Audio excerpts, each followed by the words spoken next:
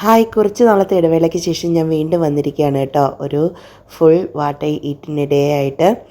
അപ്പോൾ രാവിലെ തന്നെ ദോശയും കടലയാണ് കേട്ടോ. കടല കുറച്ച് കൂടുതലെടുത്താൽ ഒരു ദോശ തന്നെ നമുക്ക് ധാരാളമാണ്.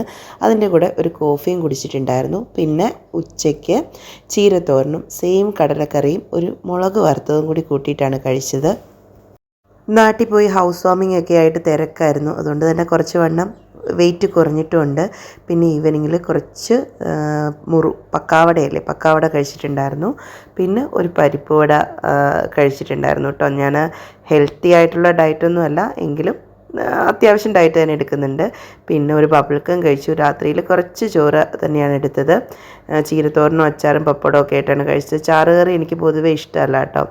ഹസ്ബൻഡ് ഉള്ള ദിവസം മാത്രമേ ഞാൻ ചാറുകറി വെക്കാറുള്ളൂ. അല്ലാത്ത ദിവസം ചാറുകറി അങ്ങ് ഒഴിവാക്കിയിട്ട് തോരനും മെഴുക്കുവരട്ടിയൊക്കെ ആയിട്ട് കൂടുതൽ അങ്ങ് കഴിക്കും. പിന്നെ നൈറ്റ് ആയപ്പോഴത്തേക്കും വീണ്ടും വിശന്നു. അപ്പോൾ ഞാനൊരു ആപ്പിൾ കൂടി കഴിച്ചിട്ടുണ്ടായിരുന്നു. നാട്ടിൽ പോയി ചക്കയും മാങ്ങയൊക്കെ കഴിക്കാൻ നേരത്തെ എൻ്റെ വെയിറ്റ് 75 ആയിരുന്നു. ഇപ്പോൾ 74.2 ആയിട്ടുണ്ട്.